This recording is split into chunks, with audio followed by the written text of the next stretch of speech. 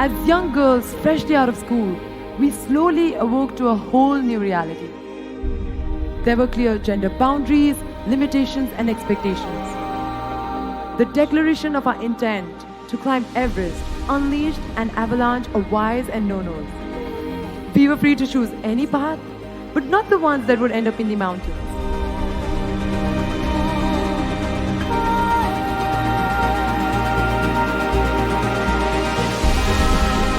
Do you know what it feels like to stand on top of the world? This 19th May 2013 at 6:41 a.m.